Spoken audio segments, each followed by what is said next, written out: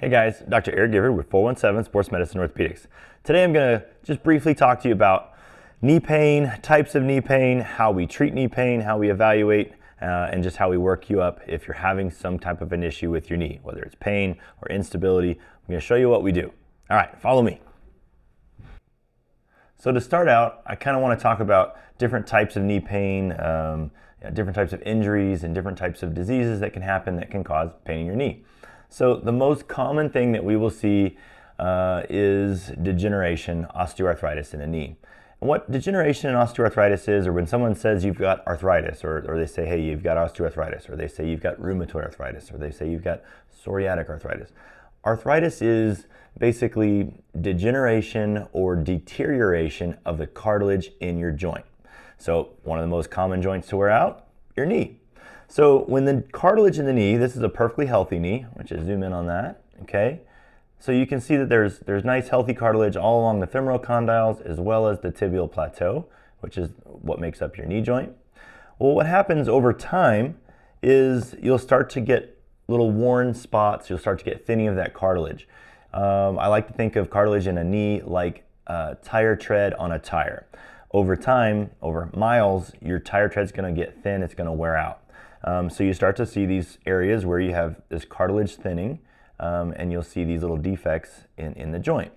As that advances, you start to form more and more defects in the cartilage. You'll start to form osteophytes around the edges, which are bone spurs, and it starts to cause more and more discomfort and limitations when you're active, standing, walking, and doing normal activities of daily living. This is an example of severe osteoarthritis where you see extensive bone spurs all around the knee, and you can see there's just not much cartilage left in that knee.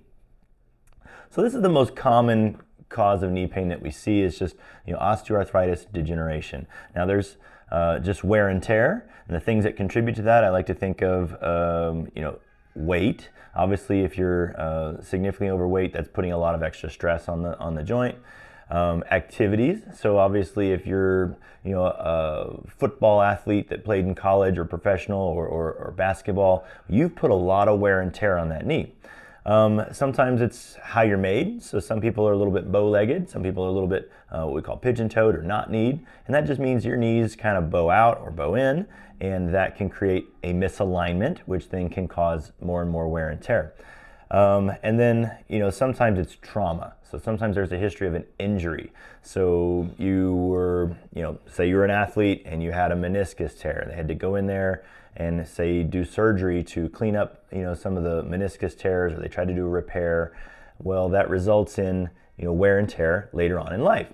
And so that contributes to the overall degeneration or deterioration of that joint, and therefore osteoarthritis. So that's the most common cause of knee pain that we'll see. Another one of the most common causes of knee pain would be an acute injury. So we see this all the time in mostly our younger athletes, where somebody has a medial collateral ligament tear or perhaps an anterior cruciate ligament tear. These happen when sometimes they happen non-contact, meaning you're just running and your knee gives out just the wrong way and ends up tearing those ligaments. Sometimes it is a contact injury, meaning like you get hit from one side and it pushes the knee one way and it tears those ligaments. Well, then we evaluate you for that, and that's a completely different story versus your osteoarthritic type knee pain.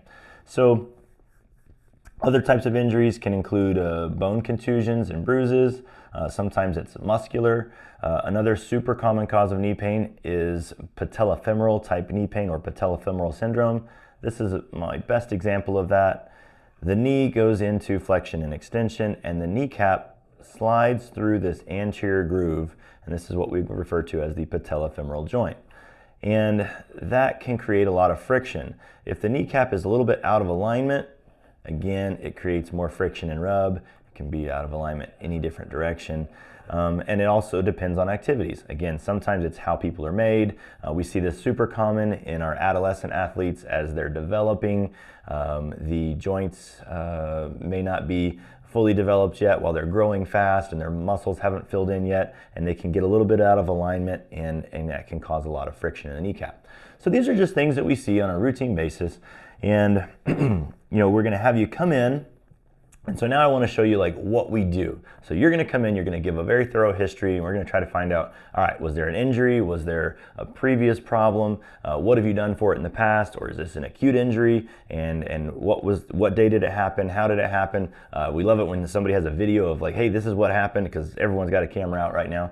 So, we examine and evaluate like what happened, get that full thorough history, and then we're going to take you back and get some x-rays. So I'm going to show you how that works. Okay, so here we are in our x-ray room, and what we like to do is a weight-bearing knee x-ray. If you don't do weight-bearing, it's sometimes very misleading as to how severe the narrowing and or the arthritis is in that joint. If you're laying down on a table, the knee is relaxed and it's not loaded. When you're standing on it, if there's a narrowing of that cartilage, we'll actually see it. So we like to do them in a weight-bearing stance. So we line them up just like this. We make sure we're lined up. We're going to get a good shot of those knees, and then we come back, we fire the shot. I already took one, so here's what we're looking at. So this is just an example of what we're going to see. We're going to look at the joint spacing. We're going to look for any type of bone spurs on the sides. Obviously, this is a young kid. He's got open growth plates across the femur and the tibia, as well as the fibula. His kneecap lines up very neutral, and I don't see any significant irregularities. We look at the other side as well, and again, everything lines up and there's nothing significantly wrong. Obviously, this is a normal x-ray. But that's what we're looking at. We're going to take a real close look at those. We have software that we can look at those x-rays with you in the room and really show you and try to help you understand what we're talking about when we're saying, hey, you have arthritis, hey, you have bone spurs, or hey, this is what we think is happening. We like to show you on x-ray because that's important for you to understand what's going on. All right, let's go to the room and talk about examination. Okay, so now I'm going to show you what we look for on examination. It depends on what you're here for. If it's an acute injury, we're obviously going to check the ligaments very carefully to make sure they're all intact. If we think it's more degenerative in nature or arthritic in nature, we're really going to try to feel around where we think it's most painful, what's causing the most problem. But simple, just feeling the knee, seeing if there's extra fluid in it. Obviously, he does not have an effusion. Looks like he's got some road rash from playing some football, but we like to see, how things are moving around and does he have pain, just a simple palpation. We'll like to check the medial collateral ligament by applying a valgus force. His is intact. We're going to do the same thing, applying a varus force to check the lateral collateral ligament. And then this is called a Lockman examination. I like to do this on pretty much every patient. And this is to determine if their ACL, and then I also like to do a posterior Lockman to determine if their posterior cruciate is intact. And his are just fine. So, then we like to make sure he can run through full motion. We like to do what we refer to as a McMurray's test, and that means we're trying to see if that meniscus is healthy or if it's locking or catching. Obviously, in his case, he's got healthy knees, so he shouldn't have any of that. But these are the simple tests that we're going to do. Then we'll usually have the knee bent, and we're going to feel around that joint space. And this is where, if it's arthritic, you're going to have pain along that medial joint line if it's medial, or around this lateral joint line if it's more lateral. Again, another one of the most common causes of knee pain is that patellofemoral knee pain, particularly in young adolescents. And so I like to push down that kneecap and see if that causes discomfort. If it does, then obviously that may be indicative that they're having some of that patellofemoral maltracking type knee pain. So again, fairly simple examination. I always like to do a contralateral examination as well, just because it's always nice to have a comparison. All right, so let's go back and talk about what we find. Okay, so now we've taken a history, we've gotten x-rays, we've done a very thorough examination, and now we've determined what we think is going on. And okay, let's say you have a medial collateral ligament injury from an acute football injury last night. All right, well then we're probably going to put you in some type of a brace that may give you a little bit of added support and stability on that medial side of the knee. And that way, whenever you're walking and stuff, it's not going to have that instability while it heals. We're also probably going to set you up with some physical therapy, or at least some home exercises, or maybe some instructions to take back to your athletic trainer at school so that you can work that through and get it back to normal through a rehab process. Let's say you have osteoarthritis, again, one of the most common things that we'll see. Well, then we've got a lot of different options. Sometimes we'll start you on just an anti-inflammatory, something like meloxicam or Celebrex, or just taking ibuprofen at home. Other times we're going to say, hey, we would like to try a brace. We like to use offloading knee braces, particularly for osteoarthritis. That would be a brace such as this. You can really get a significant offload. So this shows you that you can shape the knee into varus or valgus, and or offload that knee. So say your knee is naturally shaped like this because your joint space is significantly compressed laterally. Well, if we adjust it just slightly, you can see that dramatically changes the angle of your knee. You can't over adjust because then you cause other problems. But again, a simple adjustment with a floating knee brace can be extremely helpful. We like to use those. The next things that we like to do are injections. So we've got various types of injections in a knee. We have just standard corticosteroid. We'll inject that into knees on a routine basis. I'll go back one second. Sometimes if you have swelling inside the joint, we will also take that fluid off. I use ultrasound guidance so that we can make sure that we cause as little pain as possible. That way we can see exactly where the fluid is. We pull that fluid out and then we're going to inject behind it. Usually I'm going to use a corticosteroid, which is just a simple anti-inflammatory that we put directly into the knee. That has significant lasting effects. If you don't aggravate it, and do something that really stirs up that knee pain again, it may stay good for months to years. So obviously, sometimes the arthritis is too severe or your activity level is still going to re-aggravate it, and we may have to try something else. So the next steps are, these are called hyaluronic acid. You can see that this is like a clear gel. And we use these injections usually as a second tier option because they're expensive. They're not always covered by insurance, and they work really well when they work, but they don't work every time. And that's why it's sometimes we'll definitely try it, but it's not always our first go-to treatment. We also like to do regenerative treatments. This is just an example of a very basic PRP. You just draw blood, spin it down, and you'll get some platelet poor plasma. These are examples of some higher end. This is selling biologics. You draw blood, you put it into this reservoir here, you spin it down in a centrifuge, and then you get this concentration of platelets and growth factors. This is just another example of one that we use.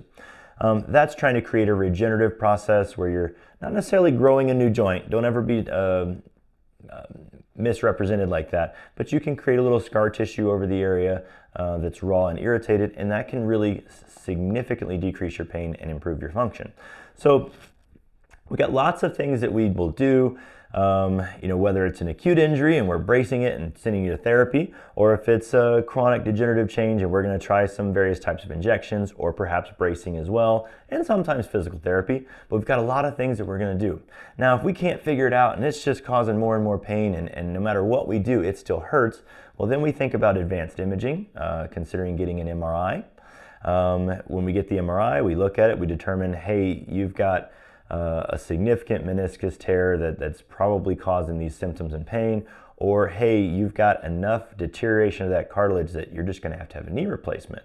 So again, it gives us a little bit more specific guidance even than the x-ray, and that helps us determine what the best next step in your treatment is. If it's something that's going to require a knee replacement, well, we're going to set you up with the best surgeon that we see fit, whether that's at Cox or at Mercy or even an outside institution, wherever you're from. We're going to help you make that decision and make sure you make the right decision. But either way, we've got lots of things to treat osteoarthritis with or acute knee pain with, and we'd be happy to see you here and help talk through your options and help obviously treat you at the same time, and help you kind of basically get through that process of what do I do next? My knee's been hurting for a while, or I just hurt my knee and I want to make sure I do the best thing for me in my situation. Well, we're happy to help you work with that. So give us a call, check us out on our website. Thanks for watching our video, and hopefully you learned something. And if you need us, we're here. Thanks. Have a great day. All right, so once again, if you're having knee pain for whatever reason, whether it was an acute injury from playing a football game last night, or whether it's been osteoarthritis that's been bothering you for years, we're happy to be that place where you can come and get taken care of, get a full diagnostic evaluation, treatment, and or the best recommendation for the next step possible. We'd love to help you with your knee pain. Give us a call.